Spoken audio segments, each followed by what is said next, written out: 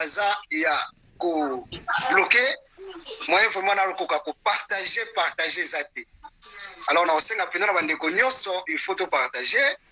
Lilo nazana papa Jean, nazana maman Marie, et puis nazana besoin de comme mususu soka okota kozana biso ezala lipamboli makasi. De passer bonsoir à tout le monde, bonsoir à notre pasteur Lito Grassa, à Zolanda Biso depuis la France. Bonsoir mon pasteur, bonsoir à toute la famille.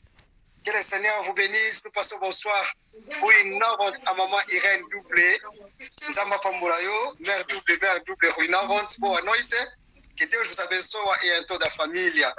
Nzamba Lola le Karabo Pambola Biso Nyos tout. En tout cas, comme mes capenza, ceux qui vont aider Ngai n'a pas partagé.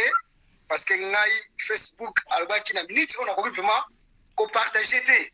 Donc, Nazana va finition, ceux qui peuvent sanction. Alors, Zamba Salibiso grâce, les sous Kutana, n'a pas qu'on a les lots, ou tous en émission d'Abiso question-réponse, ou tout Tikaka, Batubabenga, Batubakotana live, les notre website déjà, des invités dans la Nazana Bango, après Papa Jean, Oyamba, ma Marie, et puis après ma Marie, tu as évité celui de Koyamba, Nani Lissusu.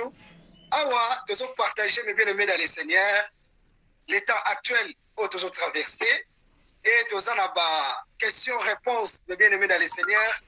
Oh, et ça, la biso, difficulté, ni tous ont traversé la vie chrétienne, l'interprétation, oh, et ça, qu'on interpréter, et puis, sans oublier, biso, nous, biso, prophétie, et surtout, bon, ils ont qui plus pour les Congolais. Et non, donc, lobby, tout ce qu'on a jour, mon corps, aujourd'hui, on est le 13 février 2021. Donc, il faut au Zonga, alors avant les 15. Donc, mais, tu vas au Zonga, il faut frontière PSA à Kokangama. Donc, tu éviter, nous sommes à Kokiko. Komituna parce que Batuazo Banga, Batubazana Okoso. Alors, merci beaucoup d'être parmi nous. Nous sommes à l'école de Pambola Biso. Vous limbisanga peut-être que vous m'avez entendu sur le téléphone pour essayer de la notification. Alors, bonsoir à tout le monde. Good afternoon for everybody. Buenasera.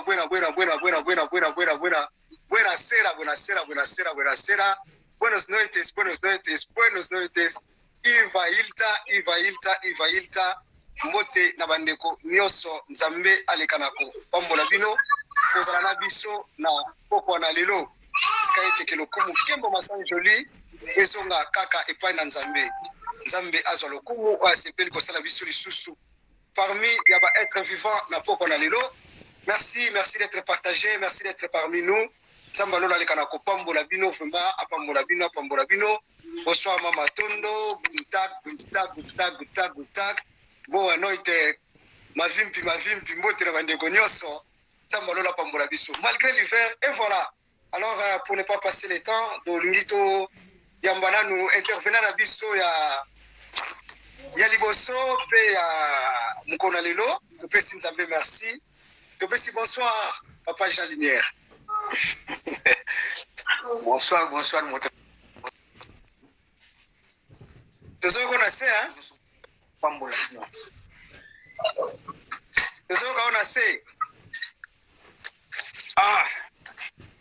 Na invité na fonction maboko na lobby bonsoir à tout le monde na batunyo so nzambe apambola bino bisika bozali bisika no so bokuta nzamba apambola bino.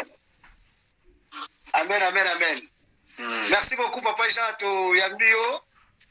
On s'appelle qu'on a vu sur la poko na lelo to partager ensemble na yo. Alors et donc on dit nous même les biso mutuna est-ce qu'on même les biso connaissance on même les biso dans actuel toujours vivre et donc on dit vraiment on même les biso au biso pelelo to partager ensemble na yo. Alors maloba eza omboka yo. Merci beaucoup. Voilà, merci beaucoup, Pasteur Gilles Max. Nous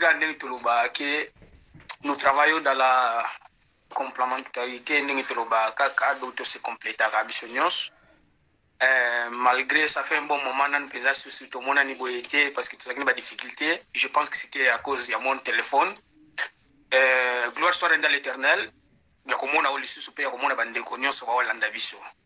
Donc ngai en vrai dire donc nazalaki na préoccupation moko boye nayebi ke eza na balandi oyo baza wana baza mayele baza basage bakoki peut-être ya komeka koexplike biso mpona préoccupation ngai naza nango parce que nazwi baquestion ebele nazwi bapele ebele nameka koexplike pourquoi mais nalobaki ke nazanga moko te peut-être na nzela ya bato nyonso baolanda biso tokoki kozwa mayele ya kodeveloppe question eza boye pourquoi les organisations ou l'événement ou les projets ou les entreprises africaines ya parfois tokendaka liboso te nini oyo emankaka biso manque de quoi les entreprises africaines les business africaines, les projets africains, makambo ya bafricain beaucoup plus point ekendaka liboso te nini oyo ezangaka biso.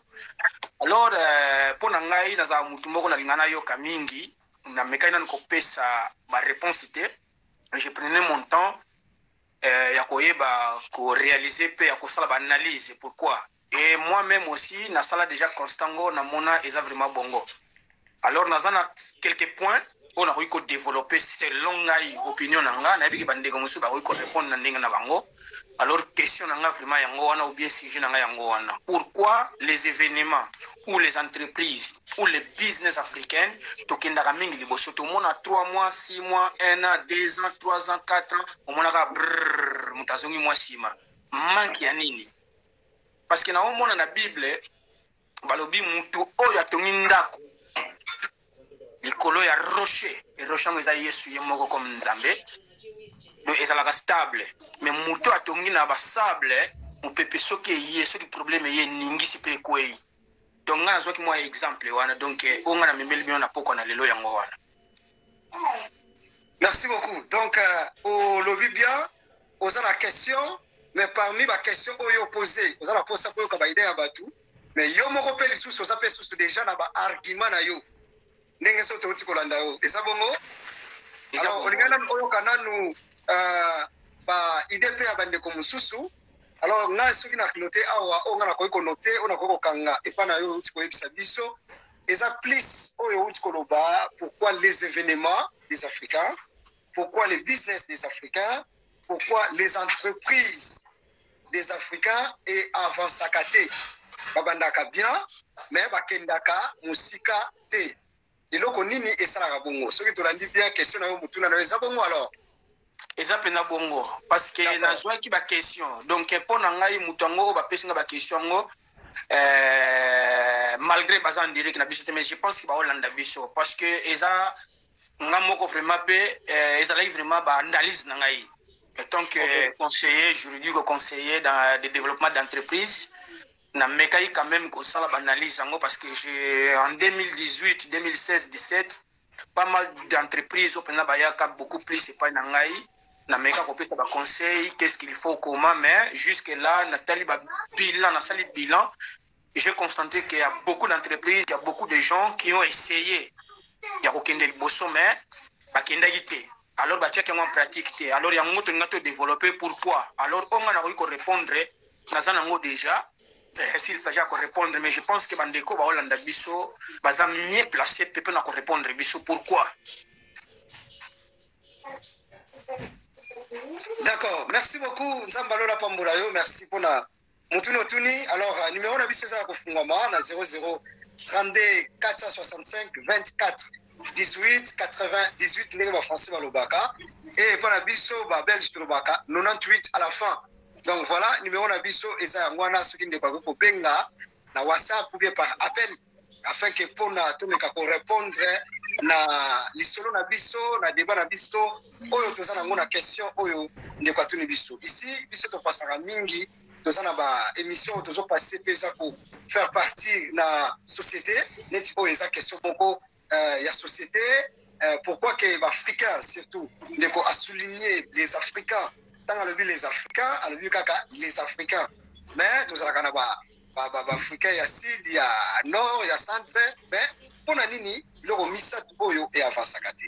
Alors bandeko bazolanda biso soki okoko intervenir ezala lipamboli makasi parce que biso nyonso toyene sika oyo pona to apprendre ndenge ndeko auti koloba et puis ye moko pe asala pe déjà constant nango mais parmi la constant nango asala azana ba élément alors yangwana atiki esika et pas ya bandeko nyonso bakoki kozala na partage bakoki kozala na idée bakoki kozala na quelque chose à commenter puis tant que basala pe ba analyse nango mais esala ke makambo ya lobi ekendengwana ou bien oza pe na idée ya kopesa biso nzambe alola apambola biso. Merci beaucoup nga vraiment naza na mal ne na uta koloba ya ko partager parce que naza bloqué pour la notification.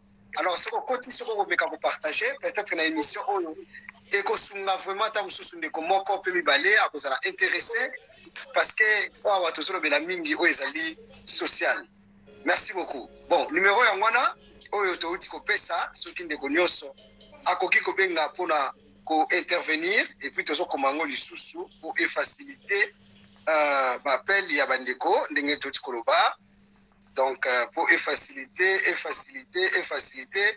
voilà numéro ya ngwana nzambe apambolama. Merci beaucoup papa Jean pour ba élément oyo oyili biso pourquoi tu avances à côté. Tant que ba événement et place sur le ngolo belanini parce que le mot business déjà tu comprends que mutazo ça la commerce, mutazo ça la affaire, le mot entreprise tout le monde déjà que mutazo la compagnie, alinga ça la compagnie. Mais événement est ça moi un peu vaste. Voilà ce que ça mutuna ngana banina ko tuna liboso. Événement est ça moi un peu vaste. Ce qui est fungula biso est-ce que ça mouvement populaire, est ça mouvement est ça parti politique, est ça assemblée dédiée, est ça donc mouvement événement nini oyo question na vraiment et ça là qui peut-être que beaucoup faciliter biso pe to ko répondre na ba mituna na. Merci beaucoup. Pasteur Gilles Max, merci beaucoup pour la question na yo. Soki nga na koti na événement parce que beaucoup plus les Africains bakota mingi na idéologie à événement. Mais eux ils allaient vraiment stiger na biso, ils allaient développement d'entreprise, développement ya business, développer des choses où mutu akoiko banda afin que à s'épanouir. Alors dans le langage populaire pour nous faire comprendre que nous sommes parfois le événement. Alors, dans le cadre d'événement, tout ça est événement politique, tout ça est événement ministériel ou bien ecclésiastique ou bien religieux, tout ça est événement entre parenthèses, nous avons fête, nous avons propagande, il y a propagande, mais nous avons vraiment la propagande, nous avons un événement politique. Beaucoup plus développement d'entreprise, business, oyo mutako yuko sala afin que akende liboso. Yangonde o ezali sije na ngai beaucoup plus. D'accord, OK. Alors pour nous économiser temps pour nous kende na lombango poto sala temps. Merci beaucoup déjà parce que yo na ba argument. Alors biso peto ko sanga moi ba argument en attendant bande ko za se préparer pour ba meka ko limbola biso. Otuni pona nini to marchakate. Alors d'abord, na selon Gaïs, ce que le but est pour la nini to marchakate, est-ce que ça n'a pas tout nios tout va meka pour ça la marchate ou bien peut-être ça n'a pas tout oyo oyebi ou bien oyo meka qui cause na bango au mona que ba marchate. Ba wana ezala kwa neti na zongi studio question. Mais na ko ko baboui. Na ko ko baboui. D'abord tant le but entreprise, business. Awa siko tona monde le kwane metro bana langage na biso ya lingala we normal tona masolo. Donc comment ba masolo ezokende avanté ezokende vraiment té. Alors tout le monde m'a tanda à répondre à l'obi parce que gérance pe ezala kamabi. Donc à parler déjà natina na gérance. Et ça déjà élément oyo donc kiko noté. Donc gérance eza mabe. Donc on a déjà eza parmi il y a élément oyo to suit. Nana ko koloba elo mususu peut-être oyo mutazo sala eza yeti akoti ngo pena loyengi po eza na biloko mususu mutu mususu asali parce que pa yebi ke kuna elo kwa nezo salema batu nyonso po biso to sala bongo surtout na munoko to loba d'être baka tala modèle mboka na biso to sala bata loyenge trop Donc peut-être que tu avances à péter pour eza eloko na ngai te. Eza ngai te. Mais nga na sali yango parce que pour batunyos bazo sala yango. Alors, moyen pe que ta mususu na avancer na likambongo eza te. Okomona ke par exemple batunyos balobi ke non bon, to marchakate par rapport ya nini to ya nani. Donc awa mama mari balobi donc ezala ya nini ezala ya nani donc toujours développer. Ngata na lobi que peut-être que par rapport à batu oyo na oloba na négativité na batu ba avancer te pour na lobaki ke batu nyonso te ke tamusu ba échouer. Isa na batu pe ba réussira, isa na batu ba tikala stable, mais to lobela plus que batu ba net ba avancer te. Isa na batu mususu oyo balanda bilanda landa. Parce que tant que yoki kaka ke kuna ezopesa oh Dubai ezopesa o mona batu tuna mikolo wana nyonso tu bake Dubai. Mais est-ce que l'ingoloba business wana eza pona yope ou bien eza pona yote. Donc quelque part eza ba biloko mususu to échouaka parce que po eza ya biso te. Te força qui to ça qui influencer peut-être pe ba kota ki biso mais tellement eza nango eloko na biso te eza ya biso te pondele to za boye mutu na mutu azala kana eloko na ye. Okomona soka su eloko wana asimbi yango ekepe malamu. Mais mutu mususu tellement eza eloko na ye te donc moyen pe ekene malamu eza te. Donc voilà, il y a un temps sous quelques éléments on a pu na ko pesa ke tango lobi ke pour nini ba business ya ba africain ebele et kindakate et kindakale vansakate nana ko yana élément oyo ke peut-être que business wana eza ya yete eza masolo na yete donc eza ya yete donc par exemple ke le na ko pesa ko neti to salaka neti na ko lo ba ko neti lo mo bwebimi nikoloyo na batamangala mbuma mo bwebimi ba benga ngo soki mbuma ya babe ngombu nini bamsi babe ngombu makaku bamsi babe ngose mbuma nini yoka na muno kwa batamangala ke mbuma wane bimi wana soko lia ngo mbuma ngasa kololo makasi biso na kala tondo benga ngo mbuma makaku mbuma ngo soke bimi wana soko lia ngo ebi kisa maladi nyonso oso na ndapa pasha siko batu nyonso bana posa balia mbuma wana mais eza mbuma moko boye yakala donc yakala o esala ke ezala nango yakala parce que na mutu na biso surtout ya batamangala po okosa mutu mbuma bolobo donc but orkeza nango mbuma moko déjà c'est bimakala et bima nango déjà kala déjà o mbuma moko boye soko melia ngo ebi kisa maladi nyos tellement biso nyos tu ndenge toza boye tozanga ka maladi te ale batu nyos bake ko somba mbuma wana mbuma bololo mbuma omona pe maladi pe esilité parce que ezana bablo mususu doit ba revue mususu batiake po surtout les cannabis africains on va biso ke moni eloko soka ko liango ba mbala moko okoma boye donc to ebite so pe to landa koko ya Adana Eve tango ebisa ba ko so bo lie bo okoma donc to sala kana ba curiosité moko boye to sala kana ba nini moko boye o esala ka ke esa biloko na biso te donc nana lo bela mingi na question na ndongo tuni na ba africain oyo ba réussira te na monde business na monde ya entreprise à salisaki peut-être loko wana ndo sala wana ezalaki ya yeti donc élément na ngana na libosuna na ko pesa wana parce que mutu pas la kamakasi azalaka pe bien posé na eloko na ye donc biso to sala ka biloko tellement ya kadiangalala esimbaki alors ngai pe na ko kende pe po na sala yango vous comprenez donc aba komelinga ezobikisa plus de 45 maladies ngape na comment coller yango pasteur. OK, merci beaucoup. On sait jamais. Bolobo, baby, ça 45 maladies. Maman Tanda, on sait jamais. Maladies. OK, merci beaucoup. De passer bonsoir et pas à Avanazom Silomaloba et pas à ma sœur Rita Mavinga. Bonsoir Marita, la famille Mobimba. Bonsoir papa Didier Vita. Bonsoir mon frère Nathan Sente. Bonsoir à vous. Bonsoir à toute la famille. Bonsoir à Novella Mamba. Bonsoir à tout le monde. Donc voilà. Donc, na minute oyo aussi déjà des éléments. Autre le belili gérance pe na biloko oyo ezalaki ya bangote. Alors commentaire mususu ya ki balobi pour entrepreneur il faut avoir la connaissance de ce que tu veux, apprendre à connaître tant que donc yangona ka toti koloba oyeba ce que linko réussir eza malamu oyeba eloko nini linko sala pe kozala na connaissance ya eloko ngo pona okende liboso. Donc voilà quelques éléments autre koloba moi mi balé yangona. Si. Ça va. En tout cas,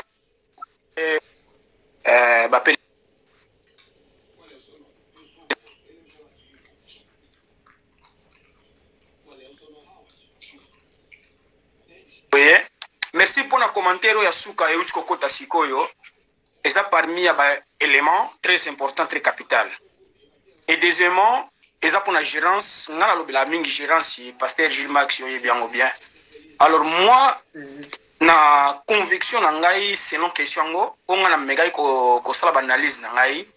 Et tout d'abord les base. On est à premier point. Base. Quand on parle de tant que la base, na utai ko pesa exemple au Bible lobi mutu o ya tongindaku likolo ya rock, ce qu'on appelle le rock na sable. Donc la première des choses, c'est un fondement. Quand on parle de tant que la fondement, c'est une base. Alors commentaire ya suka uchi kota na bité ndeko parce que moi ici je vois pas na omo na ngote nzamba pa molao. Eloko liboso mutu efoye ba eza base. Eza na batu mususu ba osala makambo bi ba osala biloko. Parfois eza domaine na été. Donc ça veut dire azan na base. Première des choses, eza na base. Et deuxièmement, eza provision. Mutu azan na base. Et c'est une provision. Quand on parle de la provision, eza kaka mbongo te. Mais tokokoma na mbongo. Mais quand on parle de la provision, eza kaka mbongo te. Provision cause la matériellement. Donc on a la base moko boye, mais après cela tu vas te former, donc tu vas te conformer en matière, matériel, selon projet aux anango, selon le cambo aux anango. Après cela, c'est l'organisation. Tout ça la préparation, tout ça la organisation, tout ça la exécution.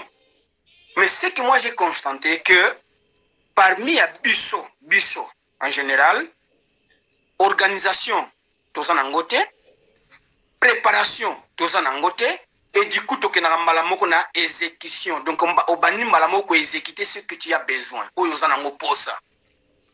Et tant qu'on a exécuter quelque chose, il y a parfois, on a base mon côté de ce que tu as envie de le faire. Donc, ça veut dire, on a fondement mon côté, ou on a salame, ou on a exécuter malamoko. Et tant qu'on a exécuter quelque chose, il y a parfois, on a organisé. On a organisation mon côté. Il y a un salake, on s'effondre. Yango ezo sala ke to dinda, yango ezo sala ke to koya. Na repese exemple typique. Aujourd'hui, bate pele ba condamné biso na poto, bo divorce ka pamba, bo fanda na basité, bo fanda na mibalité. Oui. Effectivement, eza bongo. Pourquoi? Parce que manque de fondement, manque de base, manque d'organisation, manque de préparation et ba sauter mbala moko na exécution ya mariage. La raison pour laquelle tu as écouté ma makambo belé na bimiska entre parenthèses na bona longo na sujet na ngati na peska moi exemple yango te écouté na makambo belé mutu oyo aza na base mutu aza na fondement quel que soit les problèmes ce que yeli akoyeba ndenge ni ako gérer yango tant na okotsa déjà phrase ko gérer donc ça veut dire ils a déjà gérance na première réponse au tozwaki. Donc nous na opes exemple mundele so lingo fond la société. La première des choses, c'est que côté paysan a moniteur selon les règlements de bien-être où il y a SPF, Carrefour d'entreprise, au Komona, ni bakosengayo, ba diplôme nayo, ba certificat nayo, diplôme de gestion, etc., etc., etc. Pourquoi? Parce que bakomona déjà cette personne a déjà na base, a déjà na fondement. Donc ça veut dire que tu peux payer un numéro à TVA parce que akoye bako gérer. En dehors, il y a une base ou bien une responsabilité aux Azana yango. Mais biso si qu'on a n'engé na biso, to comme on a pas point wana te yango to dindaga mingi. Na yebi to si batunde ko ba ko répondre selon nyonso na lobby mais na ko kende sous plus loin. Tozolanda. Voilà. Donc manque ya ba point olonga na uti ko cité yango ezo salake biso to kende libosote. Quand je parle to kende libosote pona nini, ce n'est pas que tous les Africains, ce n'est pas que tous les noirs. Il y en a ceux que va évoluer, mais la majorité va échouer. Na ko pesa parce que mission na biso to lobaki on parle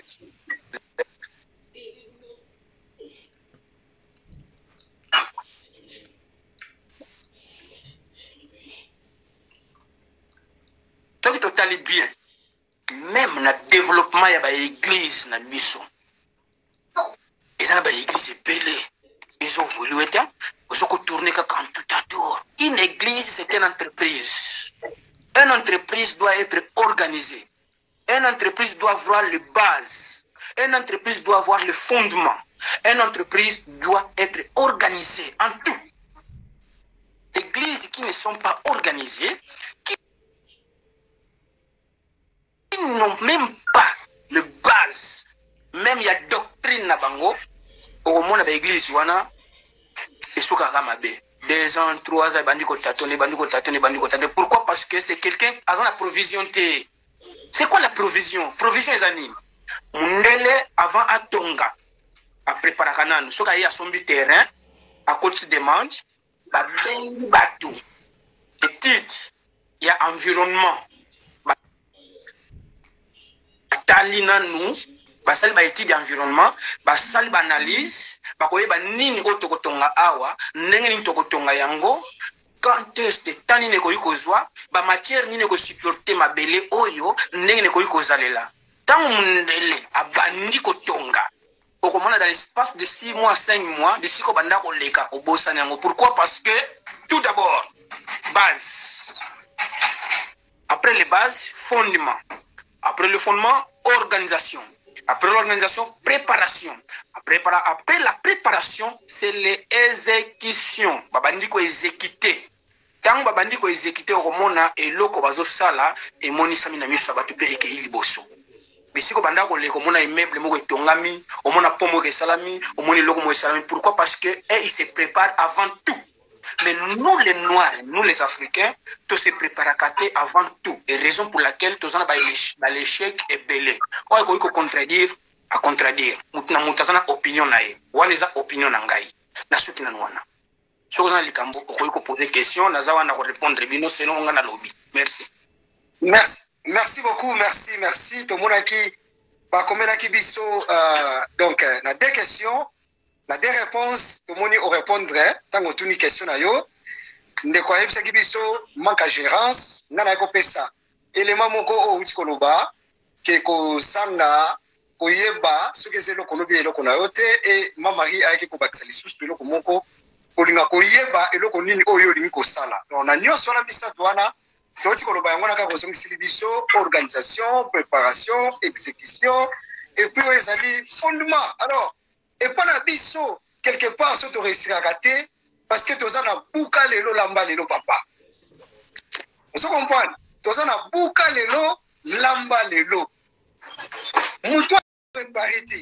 Attendez, nga outi koloba. Na makamuleti yaba mariage, yaba église, yaba nini boys. Pour moutoua ça intègre. Yama na pena lobaki, ba africain yo stuté. Yama ko mona, fois même tangu atana makomi ototangaka maloba na nzambe lobi na biso ke bokomona différence na batu oyo baosala nzambe na batu baosala nzambe te. Comment mais or que la différence fait aussi partie, il y a qu'on s'intégrer, il y a qu'on se discipliner de faire des choses oyo batu nyos tu bazosala te. Yango na ndenge na lobaki pe dernier mutamo na lobaka biso nyos to kosala ndenge moko te. Yango na mona mutu mususu akoye biso biso tango tuyaka bamboka oyo to souffrir to échoua et simba te eliko lobate ke soki pa na yo simba kite et pas mutu nyonso et que simba te or que ça bongo te. On comprend. Yango na sko place na nesko to koya na tango lobi base. Mutu wana ayena nini? Tozo makata na Bible lobi nini? Peuple fanda pendant 40 jours 40 nuits. Goliath a telemi nana ko bundana ngai mutu te. Nana ko bundana ngai mutu te. Mais David azalaki na base. Elibanga we ko isaki Goliath ezalaka musika te. Ezalaki noka pembeni wana. Naba Eliab, naba roi, naba tono sabakasi ba na ko mona ngo. Mais ba yeba kiteke eloko wana nde ya ngwana nde mutesalaka e ko isaka Goliath. Yango ko mona ko sanga ko yeba. Ko sanga pe ko so ba information. Po David akuluka pe so yeba pe so ko zala informé. Atuli marka muta ko. Ba ko sala nini soka ko ici. Oso kompa biso ko tokota kaote masolo mo bo ezawa yoko tundongo zabongo ozana ili tina ko loka explication belete cha lumière yakaka to kende yakaka to leka eza na bacoopération siko otuni te oza formé nango te yo otala mosusu par exemple omoni kaka mbongo mais oyebi fond te elobi okozala bloqué lobi okozala fauché lobi okolela napesa exemple kaka na ba loto babindo banguma bamakambo ebele mutu nyonso ayebi kaka ezopesa lar ezosongisa boye neti mikolo nayebi te soki ezaka po baafricain likelemba moko boye ebimi eza likelemba ya online okomprendre eza likelemba ya online ozomona siko tellement ke toza na base te toza informé te toza mpe na organisation te bato basalaka bamakambo oyo ntango mosusu ayoki kaka azwi mpe te ya koanalyse te soki mpe lelo toza na baproblème ebele parce que tolingi koanalyse bamakambo te tema toyebi kaka eza business eza masolo ya boye ezosenga boye ifo nakende kaka nakende nakota mais sikoyo nakoti mpe nakotiaki mbongo ntango bakomelanga mbongo ekomi omoni bato ya mokili balingaka te balinga baavance estce ozalaki na base voilà estce ozalaki formé voilà estce ovandaki mpenaki estce olandelaki yango outi kopesa awa avant moto asala entreprise na ye baotino nanu diplôme estce oza na bagage estce eloko ozosala estce tala kutu lelo mosala lelo ekoma ndenge nini cv nyonso tu soki obwaki yango okende yango koluka mosala soki eza na expérience ya plus de 3 ans te ntango mosusu bakozwa na bango suyo te moye bazwa eza te donc fo bayeba ke quand même ke oza na place moko osala pendant 3 ans plus de 2 ans quand même oza formé bamabala bato bazala formé te makambo kaka olobi neti kaka ya nzambe bato bazala formé te moto aye kaka lelo lobi akomi docteur akomi archibishop akomi apôtre akomi soki nayebi te so mpe batitre yango esalaka nini so mpe ezwaka nini biso azalaka sikoyo esala nde nini aza pasteur akomi ne bishop aza prophète akomi ne bishop oui aza évangéliste akomi ne bishop yango na nyonso wana kasi touti koloba ti donc soki toza koavance te ndenge olobaki kaka ke na mot entreprise na mot business parce que l'organisation fait partie, la préparation fait partie, la formation fait partie, la gérance fait partie et l'exécution. Biso, ozana, buka lelo, lamba lelo. Kokendaka na makambo mususu, toza préparé te. Et puis, eloko bomaka biso makasi, tomona ke toyebi nyonso. Biso nde batu toyebi, ba mususu bayebi te. Et puis, non, nazana assurance moko boye, mais assurance nanga eza na formule, mais eza nango na fonte. yango nomona bato bayaka akokoma na place moko asali nini akomi bloqué donc voilà oyo ntango mosusu tokoki koloba nzambe alola apambolama na baémission na biso ya boye yango wana tozosengaki ntango mosusu bato baintervenir alors tomoni connexion ekati na papa Jean tolinga préparation tolinga formation tolinga biloko wana ekesala biso très bien parce que mutu aza formé mutu oyo ayebi eloko na mutu ayebi eloko te ezalaka pasi siko mutu ayebi akoki koapprendre yo epa na biso sikoyo tolingaka te balakisa biso parce que toyebi nyonso yango wana omoni ke tozala na baproblème etala bien na vie na bamajorité ya banoir ebele oyo bakima millier oyo baluka basintegre omona ata mosusu balingaka susu bandeko na bango banoir te ekomaki ono aza complexe balingaka susu banoir te boye. Pourquoi? Parce que ce monde a question to yé quand pas na yo wana. Et ça ka konga na makaya. Donc a mona te que non, konga na makaya bute ka mte suki sifi, OK makambo ese belé ya kosala na mukili oyo. OK ba masolo ese belé ya kofunga mape ya ko planning. Ya ko se planning. Même batu baza limité. Donc voilà, réponse na ngata musuna ko ya ko pesa ya ngwana na connexion kataki, donc on a zongeli appel vidéo. Alors tika quelques minutes. Donc ya ngwana moni réponse na ngana koka kopesa ngwana biso tozana buka lelo lamba lelo tozana tango kozela te masolo moko eza boye nalingi kozala informé te nalingi mpe na boye na ngapi ba former ngai ngana omona kaka napesa exemple napesa exemple ndenge eza bongo eza na coopération moko boye na Benin na ndenge eza bongo so mozana 700 donc bino bokozo ngata mususu na 27000 bokozo ngata mususu na 25000 siko ke ngana moni ke ngana na 7 chaba mais bene wana ndenge eza bongo donc et puis ça nga fois 3 au lieu de se former nous allons préparer nous allons préparer nga na omona kaka exécution yango no moni na vie patience ne balobaka efutaka gérance efutaka kozala former efutaka pe koyeba ko gérer efutaka donc soki quelque part na bandeko na biso na be place to chouaki toza ko échouer po to lingité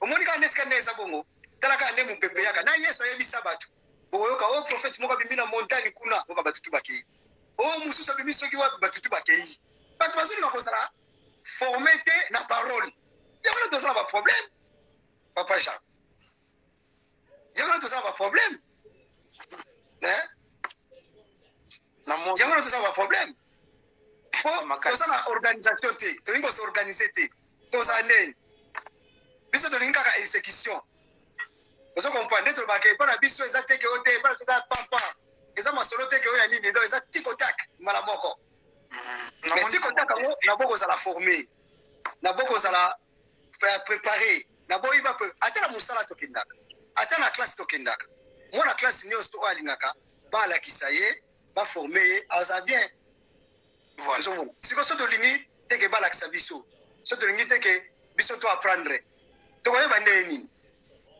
mutaprenaka kaka et puis pepa batu siko biso tokoma kelo kwa netike biso toza ba messe qui connaît tout yango no moni to sala business to sala ba makambo batamangala bakenda liboso te batamangala bakenda liboso problème na biso suko so ya mibale onga ngana bakisa eza découragement eza na batu mususu ba avansaka te parce que atambulaka na nani po eza na batu oyo ba décourageaka batu.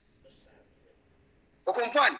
Et que simba na yango te po nanyo pa salaki e simba kite.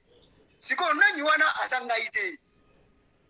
Vous comprenez? Nani wana azanga ite. Ngai pe naza yete. Donc ndenge to tambulaka boye, ndenge ntambala musaka biso, nde balobaka ke. Donc apesi mutra mutulipa, mutra mutasana ngolula ye. Omoni découragement te biso to yakala na bamboka oyo. E place nini yo la kisanga te. Eliko lobate ke soki oyeba ki 4 coins makambo ezali découragement omona mutasai nini muto alembi moyen avancé ezate yango omona ke lelo na ba internet to comme na bato ba comme ba motivateur nati na ba internet to sala ba professeur mususu neti to sala ba cours mususu o sala cours par internet omoni oyebi ko to coach ngote mais ozo so par internet bato ba motiver bato ba na bato ba atteindre ba objectif na bango.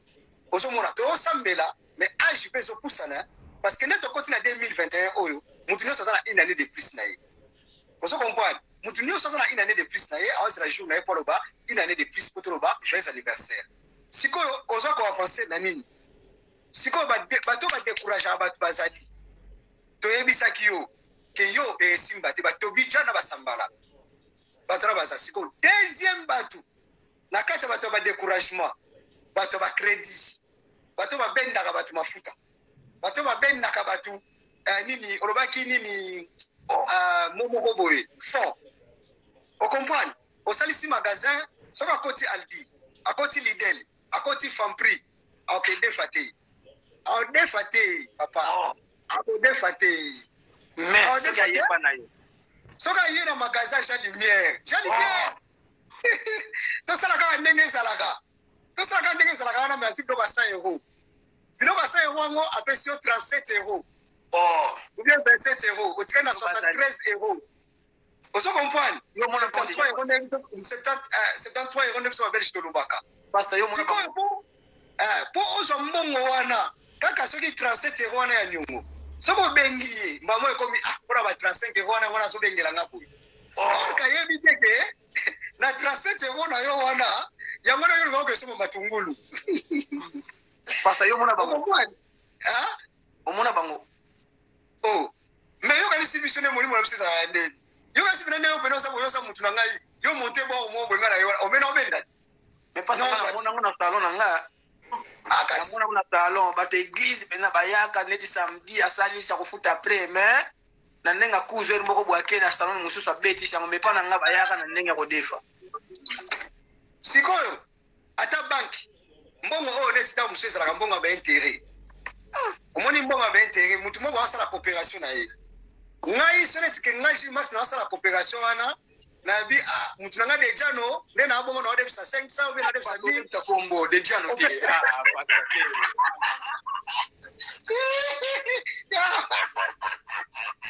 India Marie bongisa caméra na obengo kala te poto aussi sera papa Jean bon Joe Biden nga na ode bisa la 500 opesi ngai 650 par exemple parce que soko ke na banki mbongo banki soko defi yango par exemple o bana ko futa ba intérêt te banki kutalinga ndeni o futa te po ye abana ko tona ba rouge mais mutu wana oyo si wana e komi ba problème to ko avancer ndeni yes ko linto avancer ndeni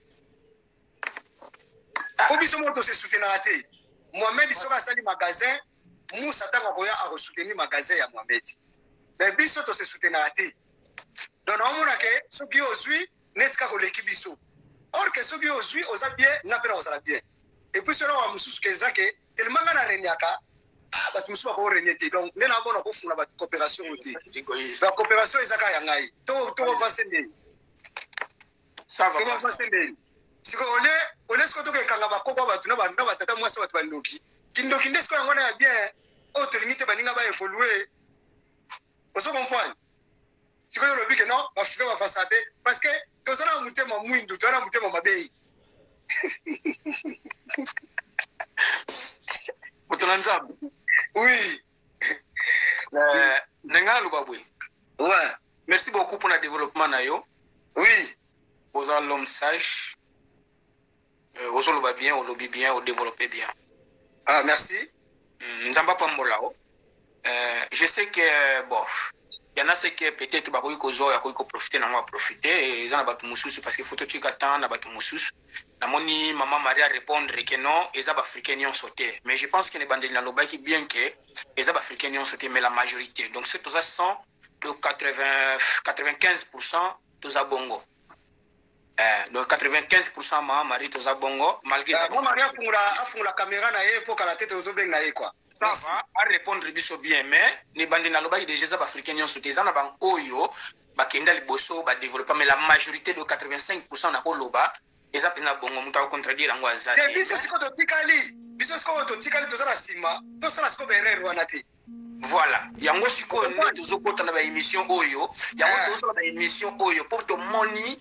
parce que soki tolobi ke tozo continuer toujours na berere wana c'est que tozo tourner toujours na mon rond-point voilà yango na lobaki yango na cercle ezalaka eloko moko bato baturnaka netikande batikali bongo selekele bazo tourner na sika moko 40 na désert voilà mais si mutu amonaki berere na mutu azomona berere so etika oza libanda ya stade omona nde bajoueur bazofute ifale ezala ngai mutu asala erreur boye mais yo moko so okoti na kati osala biloko yango alors mutu aza mayele mpona aye se prévenir acomprendre ke moyenga nasala bamakambo oyo esali eza te sikoyo il faut se discipliner il faut nano omiboya mpe bana koboya nationalité na epa na biso il faut mena omiboya nanu général pardon song sango te bato pena bamona ke okoma orgueil sikoyo na orgueil wana na nini wana omwende babengaka David orgueil kwa kwesa Goliath mais ntango victoire eyaki na Israël mutu nyonso tu asepelaki ozo comprendre ntango victoire eyaki mutu nyonso asepelaki ba poser ba question nana poussa na répondre ata 3 questions ba répondre nanu ba pesa ngata ba question tu pasta bino bongo question yo pesa ki question yo moko répondre ba question na répondre mais ba pesa ngapa ba question te ata ba question ngapa ko poser question mususu pasta to tika la ne sika wana te mama na répondre ki yo alobaki ke ba africain ni osute ngana tuna ki pe question na bino yo événement nini entreprise nini oyo yo olobeli biso o comprendre parce que fongola ke loko moko boy nan to toucher te ko ba ndeko développer makambo moko boy toucher makambo ya bishop ba archbishop singa pena na tuna siko question papa comment fait-il que pasteur siko to sotango na nwana ba ko développer ngo ba koma to ko répondre bango pasteur na vrai dire ngana tanga bible pe ndenge bino enseigner biso boy biso 5 ministères. Parmi les 5 ministères, wana yo yebiango bien. Parce que comment fait-il que Moutou Pena va pas coller ma fouta? Va déclarer que c'est un pasteur, c'est un évangéliste, c'est un apôtre, c'est un prophète, c'est un évangéliste. Mais après 2 ans, 3 ans, a commis un bishop. A commis un bishop. Pasteur Lito Hollanda, Pasteur Lito Grâce Hollanda, comment répondre? Papa Lito. Parce que dans la Bible, parce que bishop est une phrase moko anglais. Oui, like ça ancien. Les anciens. In English, we say that bishop. We call them bishop. Nenga nini siko mutu alongone na ki ministre, tant qu'évangéliste, tant que prophète, tant que pasteur, a comme na bishop Jean Lumière. Alongone pasteur Jean Lumière, prophète Jean Lumière, a comme bishop Jean Lumière, pasteur, bon répondre ngana nous place wana nenga nini. Olongone ki ministre, mikisi na ancien. C'est que mutu chao mafuta, mutu pakola yo, mutu pambola yo, asala erreur. Ou bien nenga nini. Bon, autre question. Ba pasteur bazana ba maman Juliette ba Orlando, ba maman Angèle ba Orlando, ba bon avida ba mpaka bon avida ba Zolanda yo donc. Ou bien complexe anglais. Ou bien complexe anglais. Bishop. Wait. Okay, I'm just waiting. I want to hear what you say about. Let me answer you. Wait, please. Okay. Okay. Thank you. Yeah. Autre question. Pesa batuta, batuba swata ya ko répondre yo. Vous prouvez dans la Bible. Pour moi, la Bible est allée. Papa, comment tu m'as dit que tu as autre une question. Salam Malembe, tu vas répondre. Vous comprenez? Révérend Bishop Intel, titre honorifique comme va répondre déjà par écrit que Bishop est évêque. Un ancien. Ouais. Un ancien. Bible le Bible. Ce qui quelqu'un qui est malade, apportez-le par l'ancien à l'évêque qui va pour ma boko. Si on n'est ni yo, on va bien au sous pasteur, on va bien au bishop ni prophète ou bien évangéliste, on va bien au bishop Jean Lumière. Au moins on se mikiti ça. On mikiti les sous aux sous. Na ban, aux na full parce que l'ancien beaucoup plus va faire na parmi na full. Ce qui n'est grade mati babandi ko mati bango na liboso ti na lieu très saint siko longo na lieu très saint ozongi sous parmi les foules au moins te ko zo mikiti ça donc titre honorifique tant que ministre de Dieu au commission ancien évêque au moins te na tina mote peut-être ça complexe anglais na yebité bo expliquer ngana. OK bande ko bazolanda yo donc bazo koma ba opesa ba réponse. Merci beaucoup. Papa Jean a question tout na kibiso to kozonga lisusu na makamumisa to la kibiso est très important il y a pourquoi il n'y a pas l'évolution pour la l'évolution exacte na ba entreprise na makambu to sala alors bande ko soki ba suis réponse ba omeka ko zongela biso ko ba ko éclaircir biso donc voilà donc même muto ko ko za paix na 5 ministères. Oh, sur cette question, donc, est-ce que comme ma ministère, la finition, tu peux avoir 5 ministères, ou bien tu as 5 ministères, en tout cas, de comprendre la question. Alors, tu as un peu de biso au bazar, Yangwana, Pamakambwana, Niostu. Oh, Moutalongwe, le lobo, a commis le lobby, peut-être le seul que oui, aucune question. Seul que Moutou, les cas d'étape pour par exemple. À cause de la mieux la réponse à quoi on ça tant sur révélation tant mususu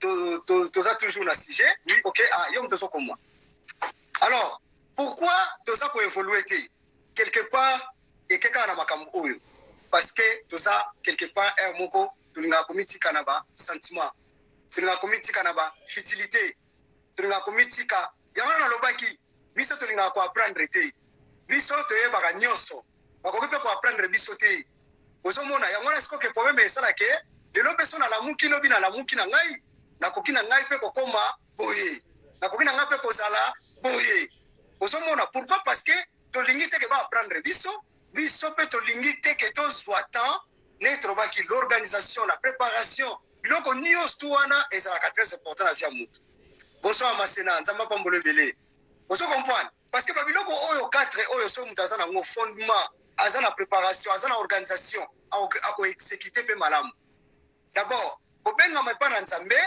5 ministère oyo nzambe apesi mutu selon nzambe ndenge azotravaille epai ya mutu wana selon na ministère oyo mutu wana nzambe abengi ye mpe ezodépendre na esika oyo mutu wana azali. Ozo comprendre? Donc voilà, donc pona mutuna na yo wana olobi, donc quelque part tozoloba ke soki mutu ta mususu amonaki ate nzambe abenganga na ministère oyo te, ministère na nga ezalaki boye, peut-être mutu wana mpe oyo akosakraki asalaki erreur andima mpe te mususu ezali pena te, nzambe alobaki penza ndenge wana eza pena bongo, mais Seigneur asali boye. Donc nyos tu wana soki ekomi kaka na ba arrogance na ba orgueil ne makambo ebebi.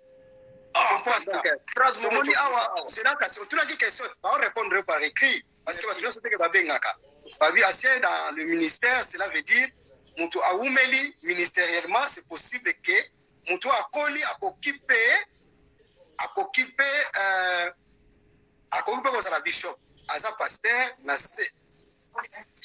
na ye ebele bazwaka kombo wana plaisir te azako manifester bafui. Donc quelque part awa un évêque, un bishop, c'est quelqu'un mutu oyo aumeli. Donc babengi lokwa neti paka. So neti na landi commentaire awa. Mutu babengi paka, donc aza paka akokipe ko la renommé comme un bishop. Et maintenant ba teki azana se ya pasteur, azana se ani. Donc seulement c'est le mot évêque. Donc comme bengi mutu komtanga explication awa. Donc voilà, donc mutu oyo akoli na makambo ya Nzambe bakobenge be mpaka. Mais elongoli ye ki ministère na ye wana te. Elongoli ye te. Mais bato mususu basala yango pona ta mususu titre kombo. Omona kwa nse tuba bengo mo preso. Ozo comprendre donc ça moi feeling mo boy. Parce que mususu aokanisa ke babenge bishop mais azana ba capacité wana te. Azape pakate. Ayebi pe ko défendre te. Or que na pas ya paka au sentir penande balobaka ke ki mukolo ezali sagesse ezali. Donc dans tous les deux sens peut-être ko kende la ndenge wana. Parce que là on nyonso mutu azonga na kona neti na ndenge ya sentiment na ndenge ya lokumu donc wana ezana ngo biloko te quoi mais ezana bato oyo ba benga ma bishop donc ba benga mi penza ba bishop. OK, merci beaucoup. Na ko loba boy pastor. Merci beaucoup na mutu a répondre. Réponse no eza positive, eza pena bongo na bato ba umeli ba ko bengi ancien selon expérience ministérielle ou azanango l'âge ministériel, oui c'est tout à fait normal. Mais je connais des pasteurs 3 ans ya pamba, 5 ans ya pamba, mbalamo akomi bishop to sotango. Pasteur, est-ce que mutu azo consacrer un pasteur? Pasteur ou azo consacrer un ministre de Dieu, prophète, apôtre, akoki pe ko commettre erreur que mutu na un évangéliste, il a consacré pasteur. Papa, awa bazongi siri susu awa pasteur lito soko benga ke ngosa la bia numéro ya mwana 0032 465 24 18 98 pour le globe français pas na biso 98 na fin. Donc ya mwana donc pona tomeka kosolo yango. Papa, ndenge tozabo na makambu ya Nzambe. Apa molimo mosantu mutaza mutu. Donc question na yo oyo olobi.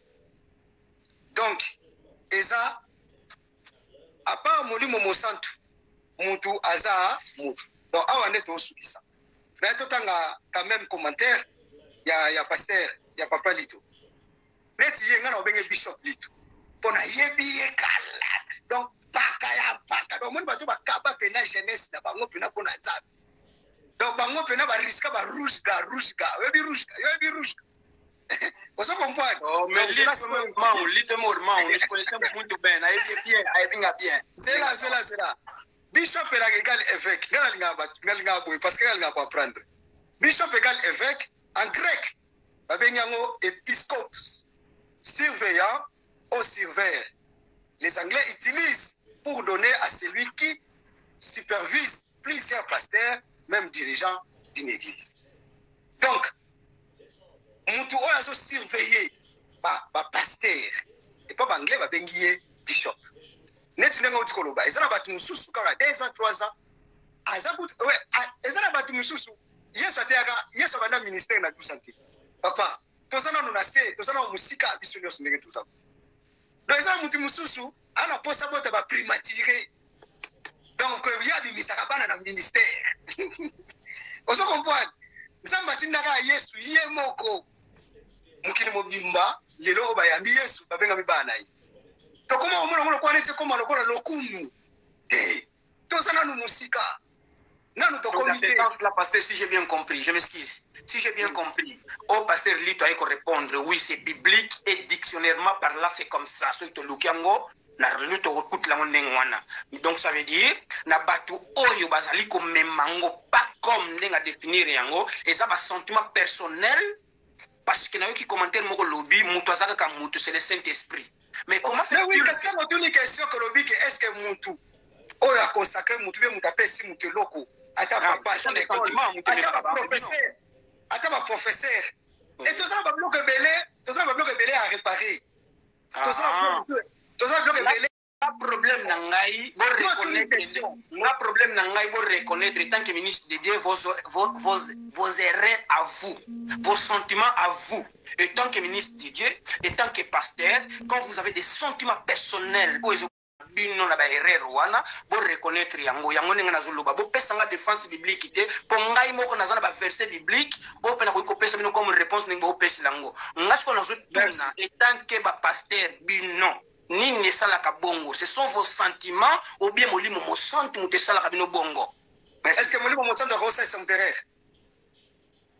bino bo répondre ngai oh faut y a une question kasi parce que tu ni sous que est-ce que molimo mo senti mo tinda ka bino pesa ka question na question te pesa la question avec réponse avec babana ko répondre yo tango yo tuni question na émission à part le Saint-Esprit muta otika la mutu moko te o ko tele mabike ngana za bidoser ngana za docteur so ganani alors nzambe makambo alors boko nzambe makambo parce que nzamba yebisi ngai nzamba lobeli ngai nzamba do boko nzambe makambo bon toloba te kasi toloba kaka na ko loba lisusu te. Oh, papa, qu'est-ce que tu dis question? Yo tu dis question. Yoka, ba vrai nzambe baza. À part molimo monsantu. To benga déjà molimo monsantu. Omoni le mot l'homme. Nous ça sera berère. OK. Vous comprenez? Donc on est bien sikoy. Ata titre na yo kokoza nango, ata ba président, ata ba empereur, ata ba professeur à distance, ata ba nini boyena boy. François Mitterrand, contre François Mitterrand, selon l'histoire, c'est un Français, mais à ça, erreur en français. Vous comprenez? Et tu as la peine de dire.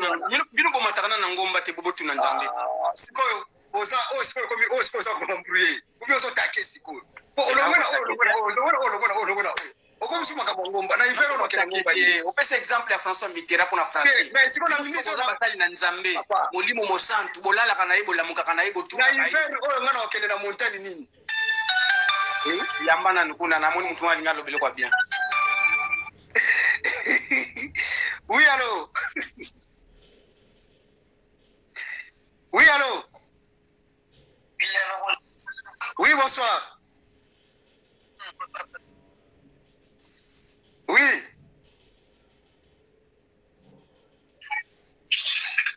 Oui, c'est pas ça, Lito. Oui, t'as ça encore, papa. Oui, allô? Oui, allô? Oui, mais pour préciser la réponse par rapport à. Il y a maintenant. Oui, pasteur, t'as ça encore?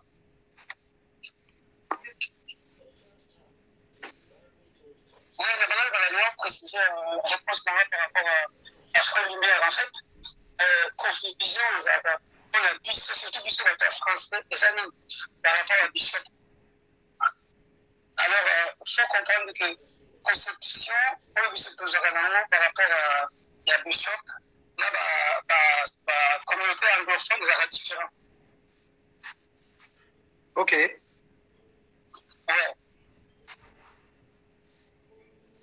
Voilà, Bishop toujours na francophone toujours Bishop na ni mtu umeli ancien à fait église mtu à remettre en église. Or anglophone considère pas mtu à Bishop, c'est-à-dire mtu à consacré à l'église, mais tout autour d'aller à tout surveiller, c'est-à-dire à l'église l'église mosusu nde bapaster mosusu baye kosafiye kaka apesa considération wana alors ye azosurveille bango c'est-à-dire azosurvise par rapport à la conduite ya bango bango nde babengaka bishop voilà et va correspondre par rapport à un grade c'est-à-dire un ancien un ancien réseau surveillé, bateau en déesse, à cause de la consacrée, même pas de la consacrée, mais par rapport à l'ancienneté, donc, la considérer et à superviser l'église, c'est-à-dire, se dépasser à la difficulté, soutenir, peut-être une conduite de pasteur, même dans l'église, alors, bailler, pasteur, au bishop, à la douane, qu'on suspendre, le lieu qu'on enseigner, qu'on aider par rapport à la difficulté à se traverser l'église de la Kambaka. Ok. Merci beaucoup. Conception. Merci beaucoup, pasteur. Nzama Pambolao. Voilà, je crois que papa j'ai déjà cette lobela kiango et puis to expliquer qui déjà.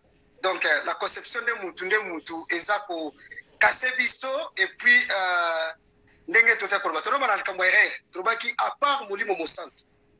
Nasi awa to sukisa parce que zaki question suka. À part molimo mosantu mtana mutu na yo, mutaza mutu mutasala kebehere. Voilà, on a ko loba ngwana. O mutu moko tata ko telema, na docteur, na spécialiste, na ba professeur en tant que mutu. Le mot erreur est à la kaka pabatu. Asala kebehere.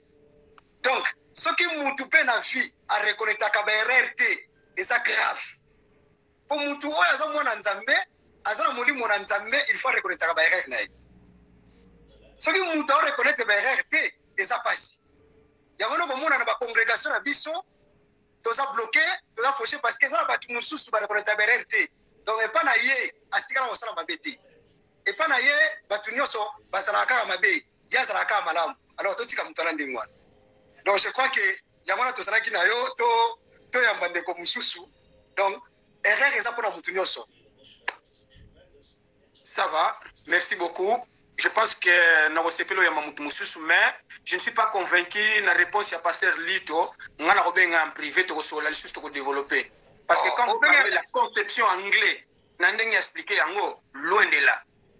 Parce qu'expliquer la conception en anglais, nous avons bishop, nous avons l'église, à diriger la bâtue. Donc ça veut dire, wana toza awatenga na robenga yeto solo la to développango yamba mutu susu nzamba pambola bino on est là pour na ko sungana. Et puis voilà, sur la bêtise de Mabakou, je vous love, je vous ling, merci beaucoup. Quel était papa, tout ça la force nao.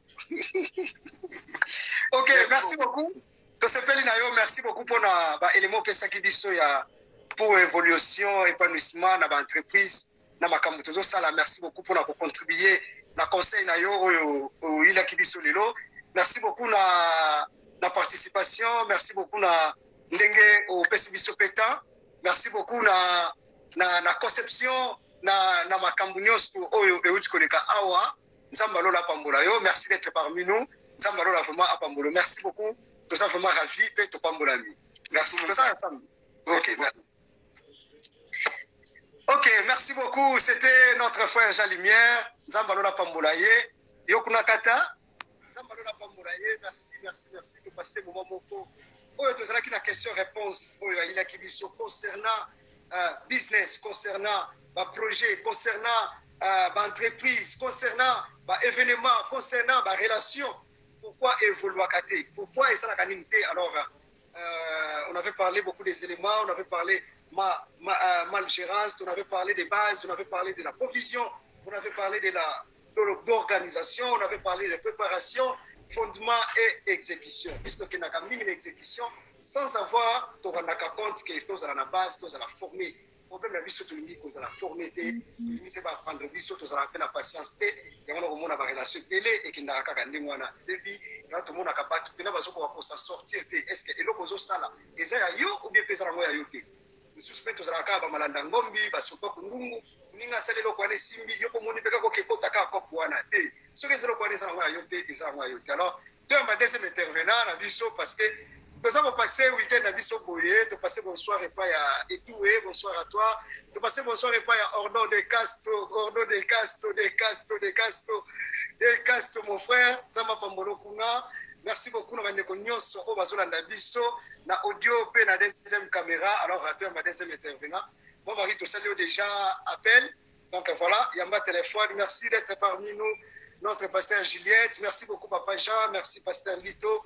Merci, Nabandeko Nyos, Obozana Bisso. Merci de Glory Dessert. Bonsoir à de Glory Dessert. Bonsoir, bonsoir.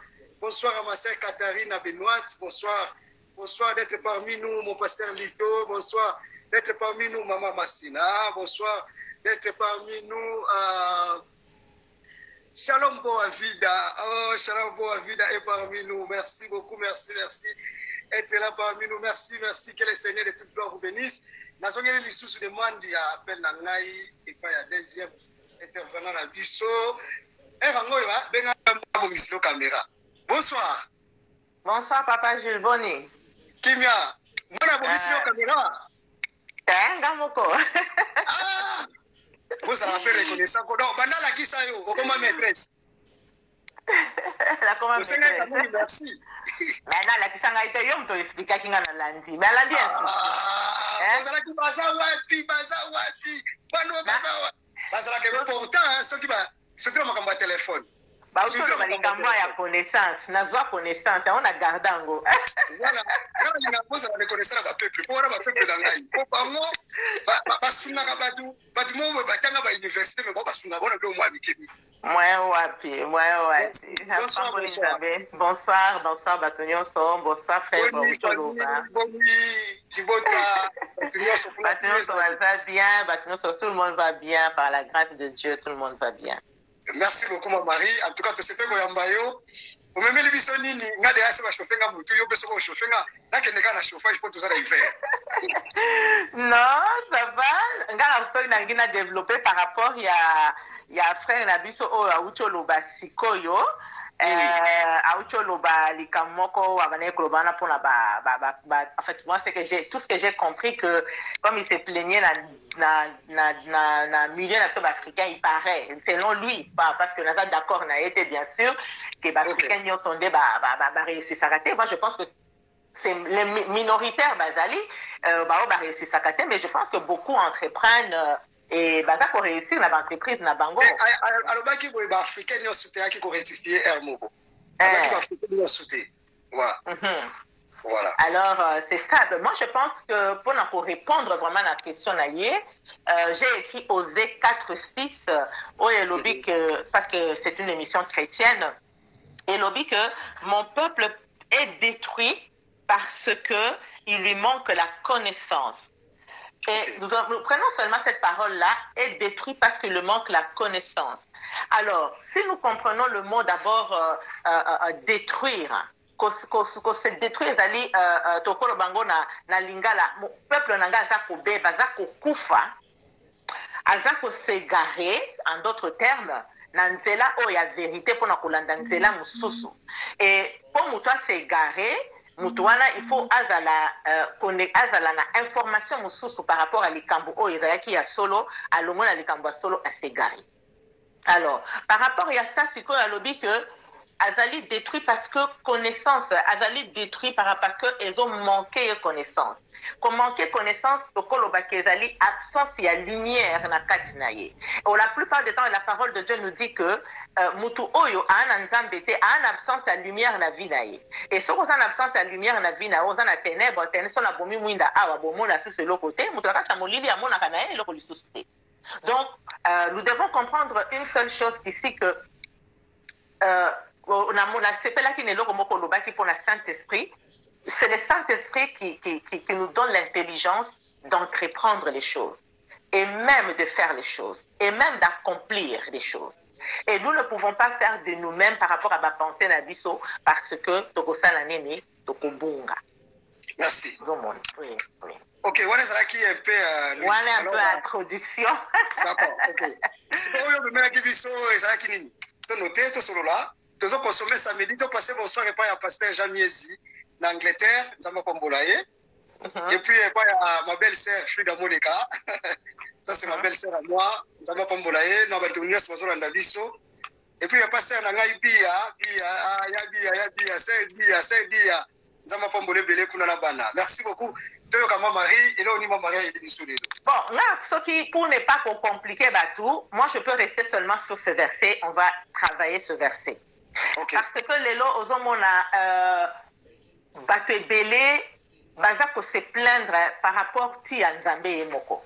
Par rapport à Nzambe, ndenge nini, bazo sambela bazo mona ba exaucementé, vi na bango ezokende bien te, et baza la problème est belé par rapport à ce qui s'attendait. Maintenant, j'aimerais ici qu'on pose une question. Vi na ezokende bien te par rapport à qui et par rapport à quoi? C'est ça la bonne question, il faut se poser. Vina ngezo ke de bien te par rapport à nani. Et puis par rapport à nini. Eh, biso tsa bando ke belé ya ngwana ke belé. Bando ki baleki Bando ki bazate, ezali manque à connaissance na biso moko. Nde tozo ko koyeba te parce que mutu na mutu moni papa Martin ngozawala o apembe. Nga pembe na ona abutu. O mona. Ce qui est dans la fin de la bande qu'on est là dans le big non papa Gilles Max azali pembe pour aller ngana za mwindu pour aller babotanga mwindu au monike na okene ko simba carolite na ko simba carolite pour na ngina comme lokola yo. Donc à d'autres termes ce qui na ngina fait cet exemple que vina ngezo kende bien te ezali toujours par rapport à comparaison na mutu. Oh biso no soto kokana lati mutu na mutaza na ndenge na ye mutu fa yeba appel na ye Zamba bengela ye nini et puis la mokila ki ko sala nini nde loko so to lukaka te. En fait oza ko s'identifier so na zone ka na penser après na biso da ki liboso alobi pour na nini to entreprenaka to entreprenaka to réussisaka te. Donc moi Marie so na ndio bien pour na to kendaka déjà to tsaka moi pilipili na mungu ndenge to lubaka. Donc quelque part tango to se prenaka to za ko se murmurer quelque part parce que to ça la peut comparaison quand même. To za ko se comparer comparaison ezali na age na ye pona nini ye batu musutu balobake fana bota na famille wana po ninga na bota na famille oyo. Donc comparaison peso sala ke batu bakoma na mistake ndenge bange balobaka comparaison ezali bakasi on a posé une question si on sait se poser des questions parce que on dit tout a été créé pour lui par lui et tout vient de lui de qui? De Jésus-Christ. Ozomona toute ma vie doit être pour lui. Tout ce que je fais doit être pour lui. Et tout ce que même je dois faire doit sortir de lui. Maintenant, si moi aujourd'hui je commence à me plaindre par rapport à ce que je suis, je dois me prendre par rapport à la parole, ce que la parole a dit pour moi au la cocicité. Ok. Aux hommes. Mais maintenant, on a que oh yo cocicité.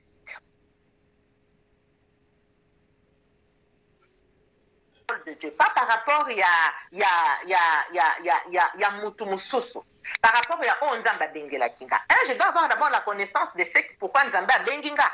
Et là on est nzamba benginga. Dans coach par exemple, le frère a parlé ici des ministères de archibishop et archi à lobby. Mais c'est ça qu'on a muta fandi amoni kote kuna mutu moko abimi kombo na e bishop yepa amoni ke nonga pe titre na za na yango eza moke fona mata.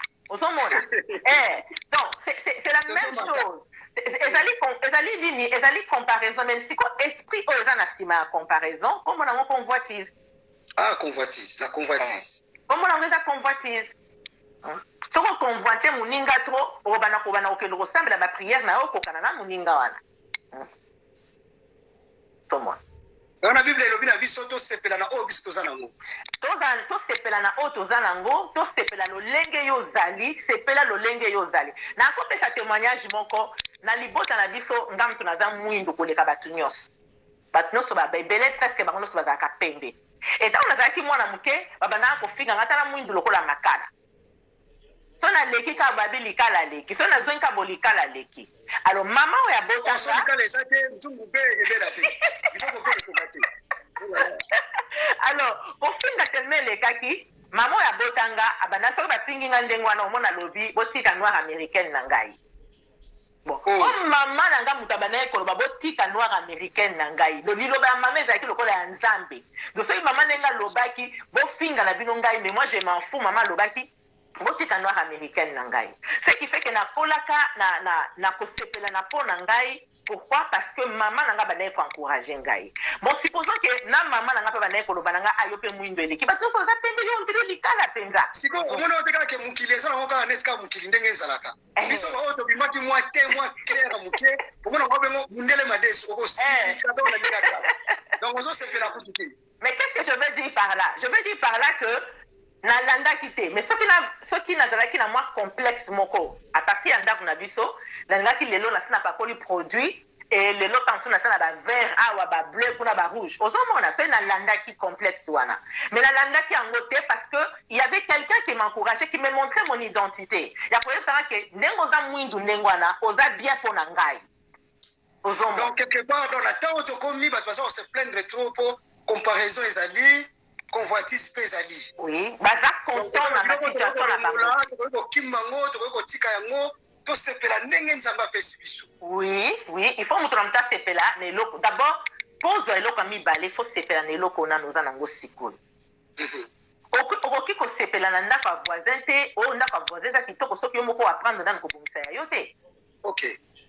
Il faut banda ko bongisa yo ya yo. C'est pour cela ozomona même lelo ozomona papa lobaki nazozonga kaka na maloba po liko na préparaki na boyi kokota to s'embrouiller mais nazozonga na ba parole ya tata alekaki liboso po to continuer fil d'idée alobi ke même na mabala toza ko fanda te toza na ba divorce ebele tout simplement parce que muto azo ko se contenter na mwasi na yete to na mobali na yete des fois comme tout na bana na bango moko na bana na bango moko c'est-à-dire que soka moni mona muninga bongi ye azomona kaka oya ye ba oya ye peut-être ba bongi te azako se rendre compte que réussite à bana na ye ezo dépendre na ye et bana ko dépendre na ye mais ye pendant éducation à bana na ye il y a qui absent donc quelque part faut ça la fier de loko na yo. Il faut toujours qu'on a la fière ne loko. Il faut toujours qu'on se pèlera ne loko nzamba pesi.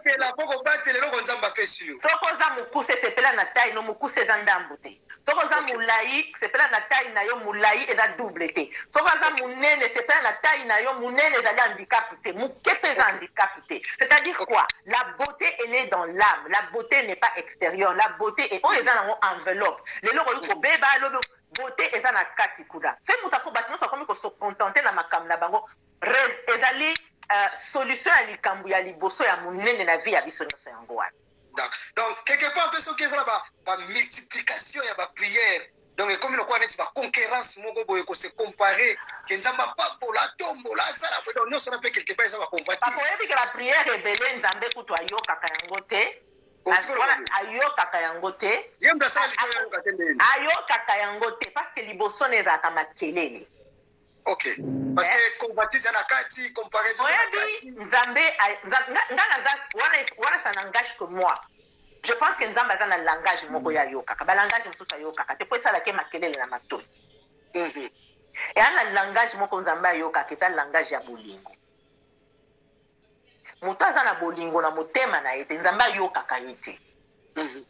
Donc eza lokola nga na bandi koyebisa yo boso na bandi koloba néerlandais tokoyoka na biso mbale po tolobaka yango mais na bandi nake na mboka na so bandi kolobaki néerlandais bakotuna yango ozoba monoko nini. Ça c'est vrai. Et Dieu n'écoute que le langage de l'amour. Voilà pourquoi Dieu insiste. Attention na makomi donc voilà to songi na lisolo ya publicain na nani oyo na pharisien. Parce que pourtant bake ko sambela moko azona kisake talanga ikutu na salaka bwe talanga kutu na salaka bwe talanga kutu na salaka bwe talanga kutu na salaka bwe mususu kutu na salaka bongo te parce que ça se comparer na muninga mais moko tanga ya lobi habité na so reconnaître que na sa mutama be na sa mutama sou. Donc quelque part s'il y a pas l'évolution, s'il y a des confusions, s'il y a beaucoup de entre guillemets parce que la comparaison et la convoitise.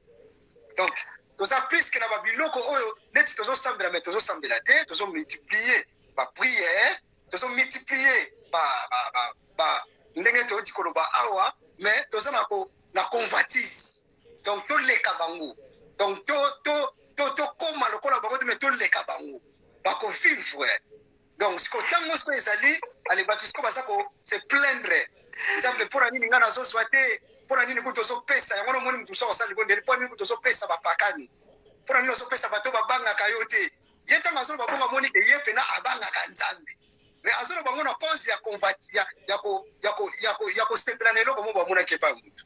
Mais oyebi papa mutu akokende koloba na nzela alobi ke mpona nini ozopesa bapagano bato bazoyeba yo te baza na biloko boye na boye parce que nakozonga kaka na likambo tata alobaki à l'église et tout parce que l'église n'a pas donné la bonne connaissance ya Nzambe na kati ya bomoi na biso. Ça veut dire en deux. C'est-à-dire quoi? L'église nous a enseigné l'élévation par rapport au matériel.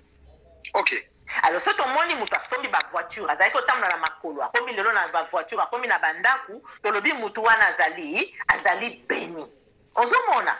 Maintenant, qui est élevé? C'est ça la question qu'il faut se poser. Qui est véritablement élevé? Je vais donner un exemple. Celui qui est élevé, on nous parle ici que Jésus est au-dessus de tout. Des trônes, des dominations, de royaumes et de tout nom qui puisse se nommer dans les siècles présents et dans les siècles à venir. Et dans Éphésiens, on nous dit que nous sommes en Christ, assis avec lui à la droite du Père. Donc, chrétien, n'a élevé. Ozomona. Maintenant, ce qui a une position dans la bonzambete, n'a qu'envoyé Bill Gates. Oh, Bill Gates a élevé. Quel que soit bon voisin na yango, a élevé. A la se à ma colonangai. Parce que on a connaissance que on a moins d'entendre. Justement, et l'autre zobo mabatu, et la connaissance. On peut que ozala ozawana, ozana diamant na maboko na yo. Je vais donner maintenant un exemple ici. Il y a Mobali. Ana mwasi na ye na maboko na ye mwasi na za diamant. Azali européen nzamba pesa qui est azala aide na ye. Mais comme il y a découvrir côté ya ki diamant ya mwasi wana te. À découvrir côté ya beauté ya mwasi wana te. À découvrir qualité ya kitoko ya mwasi wana te. Azomona mwasi wana za mabe. Qu'est-ce qui se passe? Mutu azana misu koleka ye. Akoloba na ye nini? Soki azana nzala koloba nini? Zwa manga pesa ngai libanga. Ye azana diamant na maboka. Omona ngo lokola libanga. Tango ba otema na sanze ta manga ya kozwa libanga na ya bambi yango. Zoka nde mutu wana ayebi ke libanga na eyoke de quoi quelque part. Quelque mekota yango. Donc ramasser ce n'est pas voler. Ce n'est pas voler. Toi tu as jeté, moi j'ai ramassé. C'est libanga.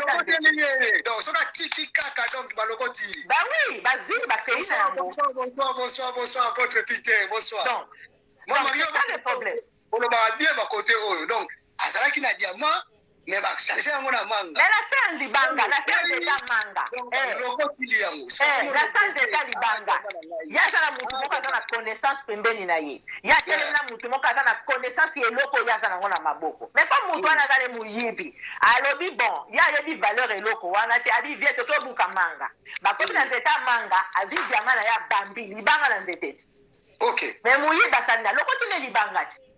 Donc c'est-à-dire que les gens perdre, les gens se plaindre. Na batu so lela parce que bazali batu o bayebi ko batira ba valeur ya eloko basana. Bayebi te ba na connaissance te. Eloko ba bengi connaissance ezali très important. Mutu azo valoriser yo, mutu azo sala alliance la na yo. Donc yo zo mona lokola net te. Papa, oyebi ba reconnaîtra ka mutu, malam ba reconnaîtra ka richesse ya mutu.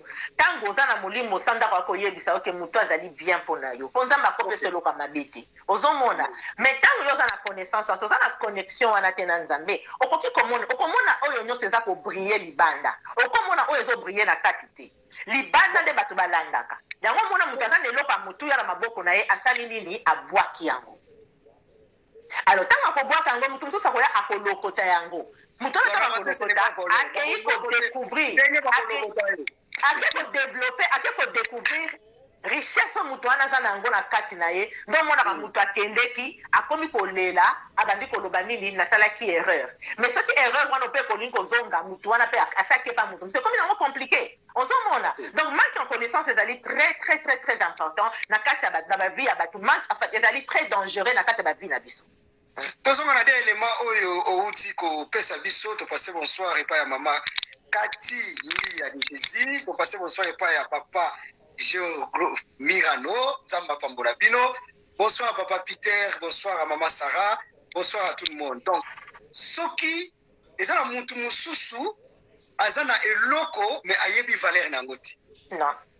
Yangona lelo ba bazo sambela baza ko lela. baza ko se plaindre trop pour nini makambo ekomi boye atana valeur akomba Jésus yango bayebi yango te elobi ntango yo kopendre eloko wana okomi komona bato mosusu bandoki olie o reconnaître que yo moko moto operdaki eloko na yo parce que oyebaki kovalorize yango te yango na tokozonga place olobaki na de élément wana ke tocontacte tosepelaka na eloko oyo nzambe apesi il faut omisepelaka oyebi ke eloko olobi mwa mari eza plaisir moko intérieur ya makasi yango na ngai namonaka mingi mutu fo asalaka nano auto délivrance na ye moko soki mutu ye moko abandi kokota kati na ye azosala ministère ya être azolongolaki jalousie azolongolaki haine azolongolaki paresse azolongola ba ignorance ne vraie délivrance yango wana mais papa c'est quoi le problème c'est quoi omoni tosala poto awa jamais natikala komona voiture ya médecin ezoleka elobi naoluka bamalade malade mutu soki ase sentir malade nakendeke pas médecin c'est-à-dire qu'il faut que tu découvres en toi que tu es dans une situation oyo d'abord eloko ezali thermomètre na yo ezali nini ezali parole ya nzambe ezali instruction ya nzambe par rapport ya vie na yo mais soki oza na yango te et que yo omesana kotanga bible te omesana koluka omesana kosala barecherche na kati ya parole te omesana oza na parole na monoko te oyo balobi il est écrit oza na yango te yo ozelaka bayebisa yo makambo bainstruire ye pa motu mosusu eza difficile devant les situations mpo oyeba identité na yo ezali faute ya koyeba identité na biso moko yango nde ozomona lelo tozokende kosala bapriere oyo kutu bapriere oyo kutu oyo nzambe asapambola ne biso bandakala yango nalobaki na mutu wana aza na diama na maboko mayebi te kaza na diama mpo nzambe asapesa ye yango mais ye mona aza na valeur nango te abwaki yango nazwa yo maloba mutu aza na eloko na ye ya valeur na maboko ayebi valeur nango te tangu ke akotika ndenge olobi ke mutu mosusu aya lokoti yango ne akomi kolela parce que oyo lobelo omolobi mutu mosusu azotala eloko wana na musika aomona ndenge nini akoki kofasona yango ndenge nini akoki kovalorize yango yango wana nde tomonaka kaka na chantier na majorité bachantier nyonso oyo nde tomonaka neti onga namona tro bazingaka yango kaka bakangaka yango okomona projet eza différent mais ti okomona kesila 2 ans ou bien 1 mois selon délai ya nini yango ntango bakolongola babashi wana bijou moko boyebimi place wana pourquoi parce que eza na mutu moko atalaki eloko wana beloko eza eloko ya bien mais mutu oyo azoyeba yango te sikoyo ekomake tokende korécupere oyo bayibakiselana nasilisa mama yo otumbolinga inga nalinga nakoto oyo nalingaka nayeba mpo nazo mitumisa matro ngande nazawa mikakata rezo swa biso na mutu olobi eloko mo awa pourquoi toza ko se plaindre pourquoi oyebi yango ke na majorité ata bapriere mosusu tozosala eza mpona kobanga mpona nini nga mpo nini nakutana na mutu oyo te mpo nini nazala boye te mpo nini naza boye mpo nini naza boye olobi siko mutu asimbi diama mais ayebi valeur nango te ko mutu aza na yesu tokenda na makambo na molimo mutu aza na yesu aza mwana nzambe ayebi valeur ya mokonzi ya bakonzi te ekezala mpasi mpo comprendre ke aza mwana nzambe merci beaucoup papa Peter siko mutu neti aza na eloko na ye ya valeur nga nayebi ke oyo eza eloko na nga mpe eloko moko ya valeur eza quelque part naomona ngo me eza siko sabote eza siko néglige mutu wana siko azotala boye nge eloko mokolo aozwa ngo na osala nini david alukaka opportunité ti na oyeba akobongisa yango nde topesi exemple ya chantier moko te na majorité est ce que mutu abanda makambo ya chantier asala bongo mpona nini kaka kifo eza na bashi moko boye asali te bato bazoleka baotiaka te mais 2 jours 3 jours ntango koleka ti boye wow siko mutu so otala bi o mais eloko ezalaki eloko na nga ezalaki na maboko na nga ezalaki mpe pembeni na nga mais nayebaki kovalorize yango te nayebaki kosimba yango na maboko te siko ekoma nini nafuna kende kosambe wana siko nga mutuna na tuyi nga siko funa kende kosambela mpo ifuna kende korécupere oyo bayibaki ngai akosambela te mutu aza na connaissance te akoyeba te ke eloko wana eloko moninga abongisi wana eutaki na maboko na ye akoyeba te comme ye aza na connaissance te ye sikoyo akobana koconvoite akoma na esika oyo okomisi wana bayebi te ke eloko wana euti na maboko na ye. C'est ça le problème. Yango monaka même moto amabe akoki kwa koyiba yo grâce na yo, ayibi yo ba penser na yo, ya développer na société. Mais pourtant yo mto yebisa ke ne yo zo yeba te ke makambo oyo yebisi ye ezali kotinda ya ke no développer na société. Et si quand on va développer société, parce qu'il y a vu connaissance. Mais toi, quand on il y a apôtre Peter Akomiboui. Ta parole, c'est une lampe qui éclaire mes pas. Oui. Parce que tu comprends que Naza n'a qu'à t'allumer. Et là, quand ils ont la valeur, n'a qu'à valoriser un mot. Mais ce qui m'a dit, c'est que ça passe. Il y a un moment où Moutou a comme il est là. Moutou a mis Yebi ça y est. À cause de comparer, parce que la comparaison n'est pas d'abord raison. Et puis, au lobby, ils sont déjà les lots comme convoitise. Et là, comme les lots, à tabac, ensemble de la mingi, convoitise. Donc, convoitise, c'est ça déjà qu'on s'appelle les lots comme déjà ma vie. Et ça, pour moi, c'est ça que vous demandez, vous ne recevez pas parce que vous demandez mal.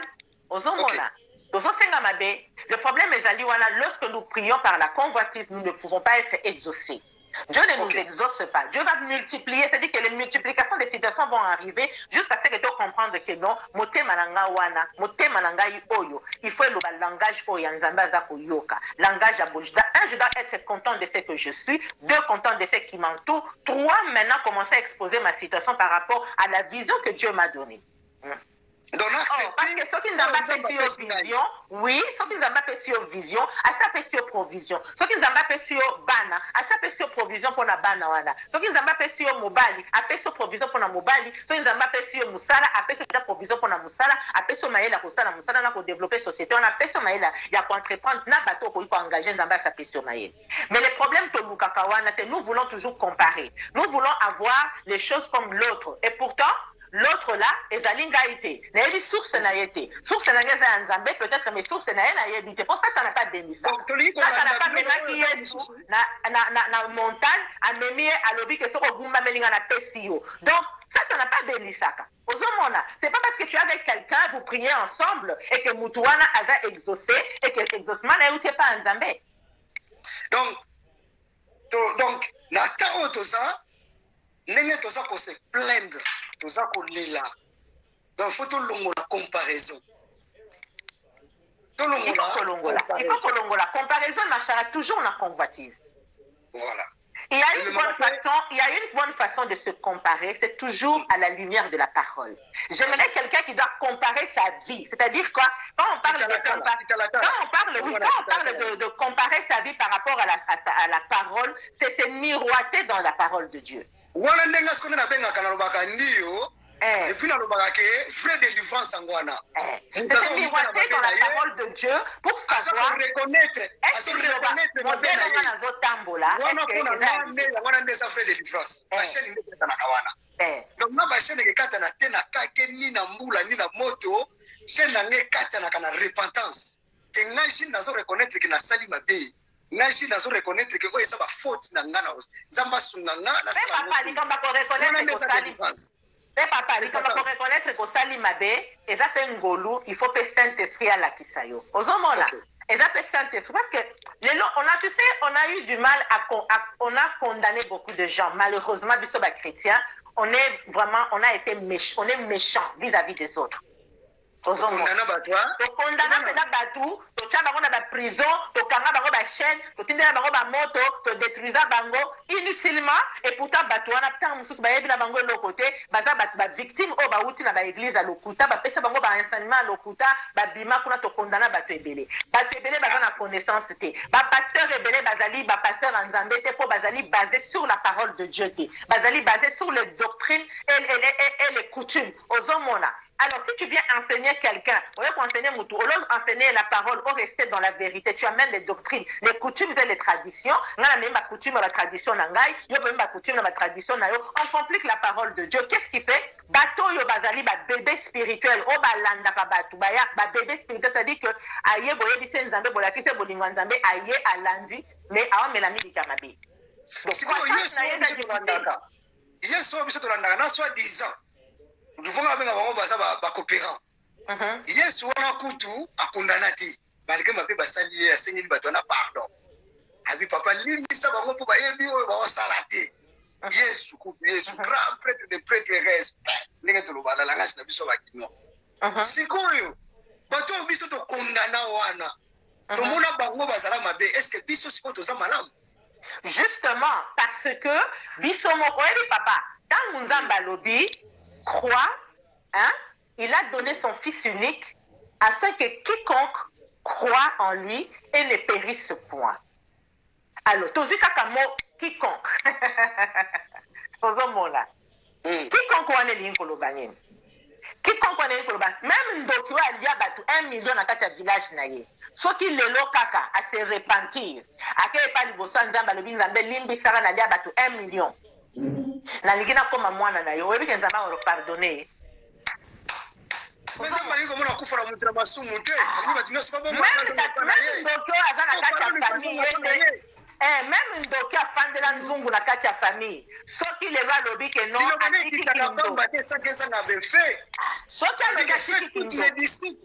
Toutes mes disciples pour ça Nzambe za batu nyonso baye pana ye. Soki atiki kindo.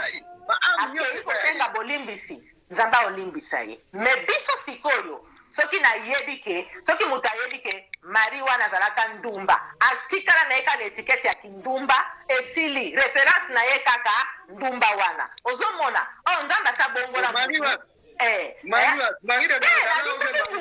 mutu ailobi mutu na lopesa exemple mpona kotanga komba mutu mususu te ozomona nazalaka ndumba te mais soki mutu par exemple na lobi na opesa exemple mutu alobi kero Marie wana nazalaka ndumba ndumba wana ya Marie donc etikali ça veut dire que na ozonga na parole olobi ke tokondanaka facilement. Mais toza na motema ya bolingo te ya koloba nini tosambela au moins ntango Nzambe apesi biso prière à notre Père alobi to pardonner oyo baoffensaki biso po epuis tosenga bolimbisi alobi biso toyaka lokola biso toyebi parole tokomi na biso nde bato ya Nzambe bao nyonso bayebi parole te bao nyonso baza na badoctrine ya mabe oyo toyebi ke baza na badoctrine ya mabe bao nyonso bazosambela lokola biso te bao nyonso baza libanda na biso baza bato mabe directement tocategoriza bango totia bango pembeni. Ok. Nzambe alobi quiconque oyo akoyamba ye apesi akomisi ye mwana na Nzambe alobaki te ke qui prie alobaki te qui jeûne alobaki te qui parle la langue alobaki te qui lit la Bible alobi te qui s'habille correctement alati robe akomboli balabala ye te alobi te ke no mobali alati kitoko alobi te ke obo alobi même mutu akitisaka pantalon ekiti na genou même mutu alati pantalon ya katakata même mutu atie suki atie yango soki couleur nini soki andimi Yesu akomi mwana na Nzambe. Amen. Donc biso siko tokoma ozwa siko babaka mosusu pena neti biso nde siko nde tokoma biso tozalaka parce que omoni un jour il y a totanga commentaire moko boye totanga commentaire moko boye sere na ngai Angèle alobi mama Nzambe apambola yo sere na ngai etu alobi mama Nzambe apambola donc nga nde naza boye naosala eloko te kaka mama Marika moto aosala eloko donc egloire de sere osusu alobi mama Marie Nzambe apambola yo nani susu awa bango nyonso kaka mama Marie Nzambe apambola donc ngai nasala kaka boye donc ngai apambola nga te zuwa te Nzambe apambola yo eza kaka animation donc papa Rigobert nakolanda ngai te ngai Nzambe papa Simon bonsoir papa Simon moyibi kutu oyo balakaki te na ekulusu akota lola kaka ntango ayebaki ko reconnaître mabe na ye mpe andimaki tala mutu ya liboso ake na lola bonsoir papa Emilio Zola bonsoir bon nga namoni kaka bana basi nyonso babi mama Marie Nzambe apambola nga mpe batata mpe basanga ata mpe mwa crèche mo bata bonga nalobi Nzambe apambola yo papa Nzambe apambola mpona emission kitoko oyo tala papa Moïse azalaki na ekulusu oui ajeuna te yo kaka babakisi boza na bato afi bajeso mpena bolingaka ko andimasi babi kola apambola bino mibale amen apambola mpe yo tala mutu wana akenda amatama mangengenge na ye ematisa ye na lola directement ozomona amata na mangengenge akutani na Yesu na ekulusu amati na ngomba na amati na lola directement. C'est pour te dire quoi? Tout ce que nous faisons ici, ba tradition na ba coutume toza nango na kati ya ba église o toza nango o na ba kati ya tozo bibenga na soi disant ba chrétien te et ana ngo na tinda te chrétien ya solo eza motema ezali place Yesu afandi na motema.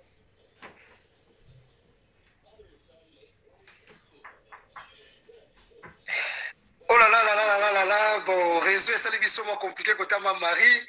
Nzamba Pamborabino, Nzamba Pamborabino, merci beaucoup à Ozong et la biso pour tout cas dans quelques minutes. Pour aussi sa émission à biso. En tout cas, merci beaucoup. Bonsoir à Papa Paul. Bonsoir à Papa Simon. Et Nzamba Lola Pambora. Bande Konyoso, bonsoir à biso. Bonsoir à toi, mon frère Fiche de Paye. Bonsoir Papa Mirano d'être parmi nous. Bonsoir Frida Moleka, bonsoir, bonsoir, bonsoir, bonsoir. Ah, Papa Rigobert, bonsoir, bonsoir, bonsoir, bonsoir, bonsoir. Batuni biso siko kaye, azawa piko nzambe, alakela esika akenda. Bon, ok, merci beaucoup Papa Emilio Togozonga, parce que tu as quelques minutes pour tout le cambo ya kaya. Zambalo le kanako, pambola biso ebele. Merci Maman Marie d'être parmi nous. Merci pour la contribution, merci pour le partage, merci, merci. Nzambe Ale Kanako, Pambola Bino Ebele. Alors, tous les sous-soukiers, merci, merci, merci à tout le monde. Un bon samedi à tout le monde, un bon samedi, un bon samedi. Bon, tous les mois parce que les 15 ils allaient lundi, donc ils ont les 14 journées à Batouana, les 14, bon, tu éviter, fiche, il y a des Okomisi babiloko po ngana nzela moko anakafe. Baba kito songa, ah? Kuna mama na BDD, kuna mama na BDD. Frida. Frida. Tozonga lisusu Frida. Frida. Frida moleka, tozonga. Lobanga na kozonga te. Merci to sali appel mais appel na biso Katani. Zamalo na Pambola biso to lekisi samedi moko ya kitoko. Maman, il te presque na 7 minutes. Auto silisa, bon, connexion Salibiso Moboulou, Colonna Lola Pambolo, et belé, Makassi. En tout cas, un grand merci, un grand merci, un grand merci. Oui. Bandela Lissou s'appelle, pour le tirer à 5 minutes. Ope Satan Lilobaya Souka, quiconque croit à lui ne périsse point, mais qu'il ait la vie éternelle. Tout là que ça va te dire, Yesu, Ndiaza Mokunzi, Nabakunzi. Yesu Tombama, na ba prédication na biso, pe surtout, na ba enseignement na biso. Parce que pour ça, Nzambe Zali, batu nyonso ya mabe, babongola mitema, pe baya epana ye.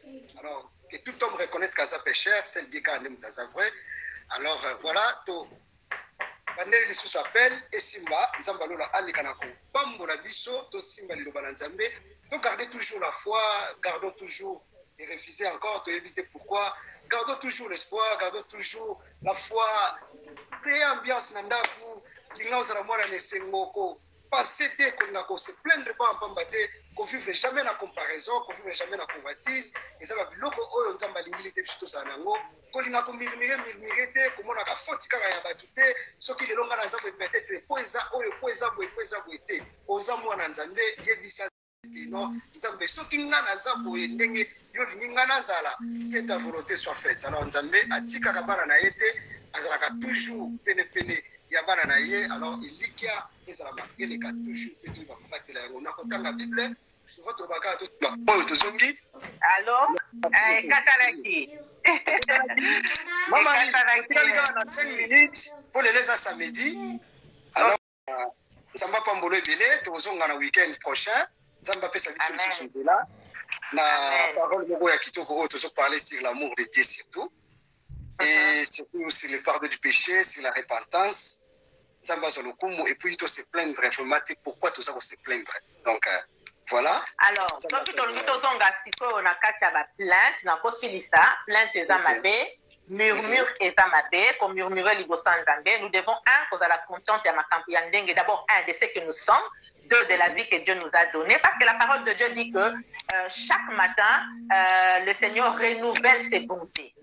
Chaque matin, il renouvelle ses bontés et ses compassions ne sont pas à terme. Donc, quand nous voyons dans le mot bonté, nous voyons qu'il renouvelle la provision, il renouvelle notre âme le matin, il renouvelle notre force le matin, il renouvelle la paix le matin, il renouvelle la connaissance le matin, il renouvelle la sagesse le matin, il renouvelle la grâce ce matin, la faveur, sa justice et ses compassions.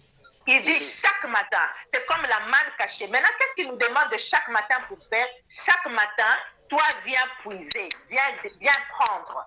Ozomona, alobi yako zwa na mbongo te, yako zwa oza na ngo besoin. On a besoin nini ya santé, yaka na tongo, yaka kozwa. On a besoin de grâce, yaka kozwa. On a besoin de justice pour likamoko boye. On a besoin de justifier yo pour ozo vivre en justice dans tel ou tel domaine. yaka et pas Nzambe à justifier yo. Viens prendre le matin. Le matin quand tu viens, c'est tu viens prendre ses bontés. Au moins pourquoi bonté Nzambe se renouvelle chaque matin parce que ngana za sur na kati ya magasin Nzambe ba Nzambe ba yaka mingi.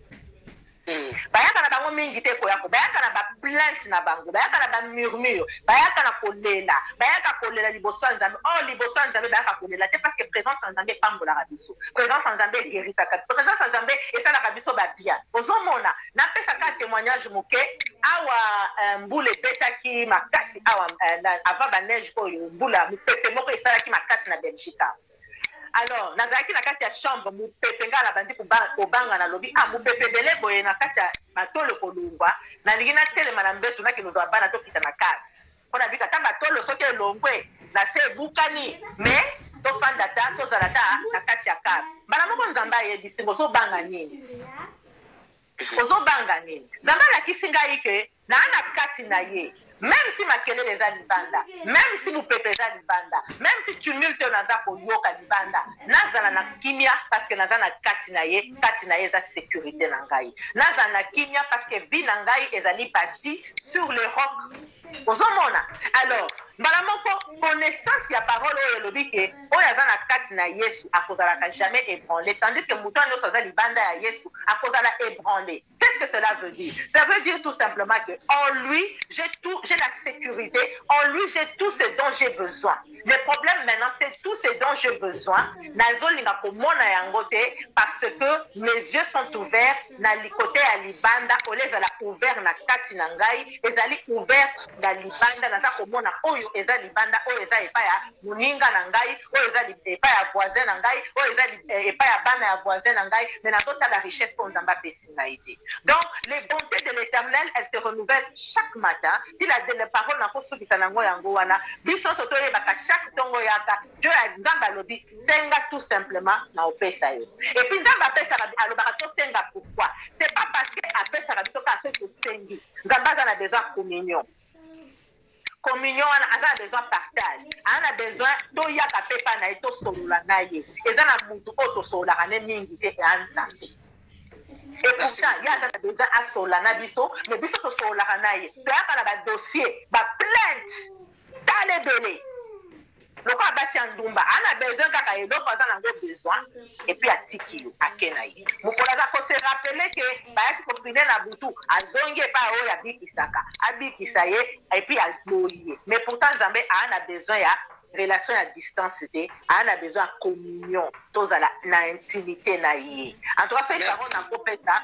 Bisono sobana Nzambe que to yeba que Nzambe nous attend, il nous aime tel que nous sommes, il nous a donné sa paix, sa vie et ses bontés dans nos vies et que tous zonge pas naie parce qu'on a besoin de communion, on a tous à la vraiment dans l'intimité avec lui. Et muto akota dans l'intimité na mutu, ndio ya receva kaibele. Mutaza libanda azwaka weza na katite. Nzamba pambola bilonga. Merci beaucoup Pambola Mako, zongisa biso lisusu e pa na Nzambe pe na intimité e pa na Nzambe.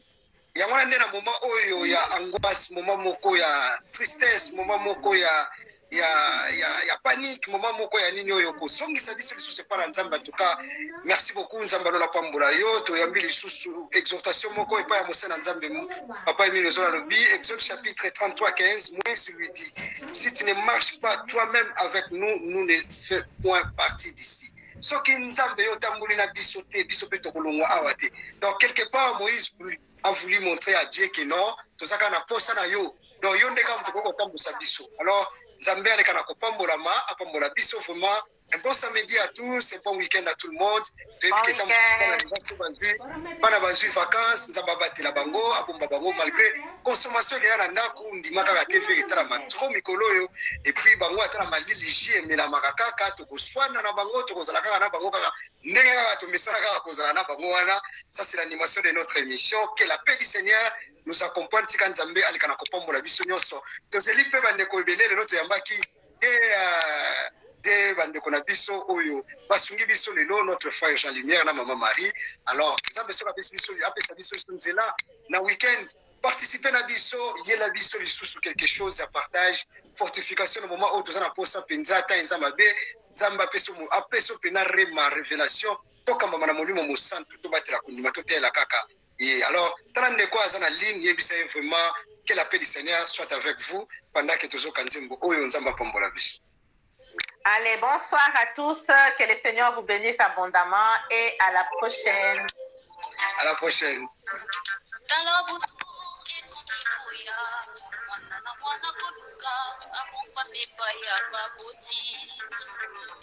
Mwana mpunda atakombisi na mai bakoluka lisungi ebomba melwa malonga